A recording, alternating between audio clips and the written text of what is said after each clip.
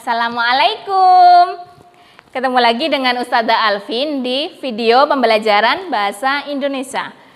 Nah, untuk video kali ini kita akan mempelajari tentang kaidah kebahasaan yang ada pada teks berita. Nah, karena teks berita ini dituliskan berdasarkan peristiwa nyata dan terbaru yang ada di masyarakat, maka penulisannya juga menggunakan beberapa kalimat. Kaidah kebahasaan yang pertama dari teks berita yaitu penggunaan kalimat langsung dan tidak langsung. Nah, kalimat langsung adalah ujaran yang dituliskan secara apa adanya tanpa kita kurangi atau tanpa kita tambahi. Contohnya, saya ingin virus corona ini segera berakhir, ujar Ustazah Alvin. Nah, itu adalah kalimat langsung. Dia tidak ada perubahan sama sekali, langsung dikatakan tanpa adanya perubahan. Nah, kalimat langsung ciri utamanya dia selalu diapit oleh tanda kutip di awal dan di akhir kalimatnya. Nah, yang kedua, dari kaidah kebahasaan teks berita dari segi kalimat adalah penggunaan kalimat tidak langsung. Kalimat tidak langsung ini digunakan untuk menarasikan peristiwa-peristiwa yang ada dalam bentuk teks wacana berita. Jadi kalimat tidak langsung bisa saja dituliskan dari pernyataan yang dirubah menjadi kalimat tidak langsung. Contohnya tadi kalau kalimat langsung, saya ingin virus corona segera berakhir, ujar Ustazah Alvin. Nah, jika itu dituliskan menjadi kalimat tidak langsung, maka kalimatnya akan berbunyi seperti ini. Dia ingin atau Ustazah Alvin ingin virus corona segera berakhir. Nah, itu adalah penulisan kalimat jika dituliskan menjadi kalimat tidak langsung. Bisa dipahami ya? Jadi kalau kalimat langsung adalah ujaran yang kita tuliskan secara apa adanya tanpa adanya perubahan, sedangkan kalimat tidak langsung adalah kalimat yang sudah kita tuliskan dan kita sesuaikan dengan kaidah-kaidah dalam bahasa Indonesia. Oke. Paham ya? Nah, untuk ciri kebahasaan atau kaidah kebahasaan kedua dari teks berita yaitu penggunaan kata kerja mental atau kata kerja yang menunjukkan indera.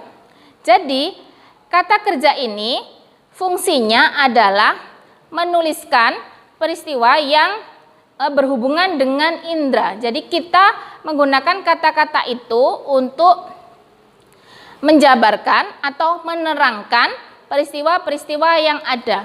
Contoh kalimatnya, kemarin saya melihat kecelakaan terjadi di Jalan Protokol Kabupaten Jombang. Nah, melihat adalah kata kerja yang melakukan aktivitas. Dia menggunakan indera penglihatan. Ya. Jadi peristiwa itu bisa dituliskan menjadi teks berita. Nah, kaidah kebahasaan yang ketiga dari teks berita yaitu konjungsi temporal atau kata hubung yang menunjukkan urutan. Nah, konjungsi temporal digunakan untuk menuliskan teks berita karena teks berita itu secara sistematis dia pasti mengandung unsur 5W 1H ya. Atau jika diakronimkan di bahasa Indonesia adalah adik Simba. Ya. Nah, salah satunya dari 5W1H itu adalah how atau bagaimana. Nah, how atau bagaimana pasti berisi tentang penjelasan kronologis suatu peristiwa itu terjadi. Jadi kejadiannya kronologisnya bagaimana? Diawali dari apa? Tahapan-tahapannya itu dijelaskan dengan menggunakan konjungsi temporal. Nah, karena urutan atau kronologis tidak terlepas dari konjungsi temporal yang digunakan. Nah, apa saja konjungsi temporal itu? Salah satunya yaitu lalu, kemudian, setelahnya. Nah, itu adalah beberapa contoh dari konjungsi temporal yang biasa digunakan untuk menuliskan teks berita. Contoh penggunaan konjungsi temporal dalam teks berita adalah sebagai berikut. Kemarin terjadi kecelakaan di sekitar Jalan Panglima Sudirman. Korban diketahui ada 3 orang. Korban tersebut kemudian dilarikan ke rumah sakit terdekat untuk mendapatkan perawatan intensif lebih lanjut. Nah, itu adalah salah satu contoh kalimat yang menggunakan konjungsi urutan atau konjungsi temporal. Apa konjungsi temporal yang muncul dalam kalimat tersebut? Kemudian, nah itu adalah konjungsi yang muncul dalam kalimat yang Ustadzah contohkan tadi. Bagaimana? Paham ya tentang konjungsi temporal? Nah, kaidah kebahasaan selanjutnya dari teks berita yaitu penggunaan keterangan waktu. Nah, ini berhubungan juga dengan unsur-unsur utama dari teks berita, yaitu kembali lagi 5W 1H atau adik Simba yang when atau kapan. Nah, ini menunjukkan waktu kejadian peristiwanya.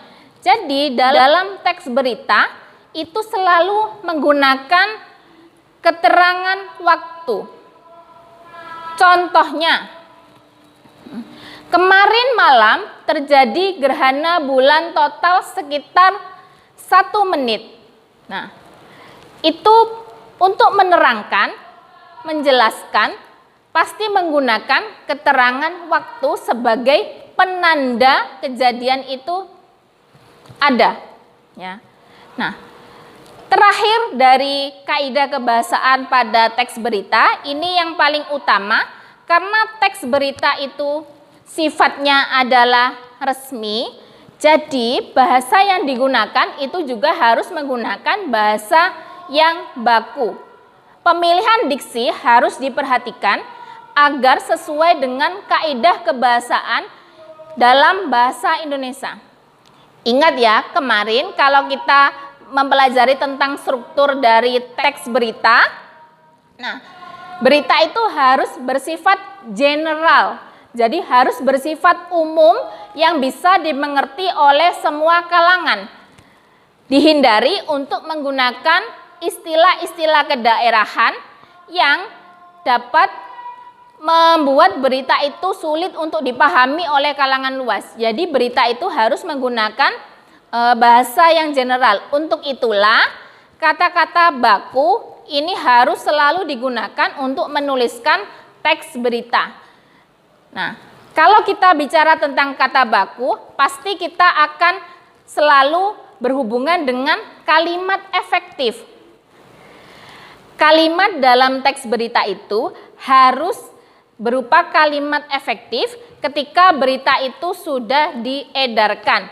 Nah, tujuannya agar semua orang yang membaca ataupun nanti mendengarkan berita itu paham isi dari beritanya tanpa mengurangi isi dari apa yang ingin diinformasikan. Nah, untuk menuliskan kalimat efektif, itu kita harus memperhatikan pola yang digunakan. Kalimat itu efektif jika dia mempunyai unsur subjek dan unsur predikat yang jelas. Ya. Ingat, kumpulan kata-kata itu disebut sebagai kalimat jika dia minimal mempunyai 1 subjek dan 1 predikat. Jadi disebut sebagai kalimat karena dia punya subjek dan predikat. Kalau salah satunya itu tidak terpenuhi, maka kalimat itu belum bisa dikatakan sebagai kalimat yang efektif. Jadi, ketika nanti kita menuliskan sebuah teks berita, hasilnya tentu tidak akan maksimal, baik dari segi susunan katanya ataupun dari segi informasi yang ingin disampaikan. Nah, itulah tadi beberapa kaidah dari penulisan sebuah teks berita. Nah, teks berita harus memperhatikan kaidah kebahasaan tersebut agar berita itu menjadi berita yang valid, yang aktual, yang layak untuk dikonsumsi oleh masyarakat umum. Jadi, tidak ada lagi istilah berita itu akan hoax atau berita palsu, karena semua data yang diperoleh adalah data yang real apa adanya dan dituliskan dalam bentuk kalimat yang sudah tepat. Oke? Sampai di sini ada yang belum paham? Nah, kalau ada yang belum paham, tinggal nanti setelah kalian menyaksikan video pembelajaran ini, yaitu menanyakan langsung kepada Ustadzah, baik melalui media yang biasa kita gunakan, yaitu Google Classroom, ataupun melalui media yang lainnya. Oke, anak-anak, terima kasih telah menyaksikan video pembelajaran kali ini. Semoga apa yang kita pelajari hari ini dapat diterima dengan mudah dan kalian tetap semangat untuk belajar di rumah. Semoga virus ini segera berakhir dan kita dapat bersua kembali dengan keadaan yang lebih baik lagi. Sampai jumpa di video pembelajaran selanjutnya. Ingat selalu budayakan membaca dengan salam literasi. Assalamualaikum. Bye.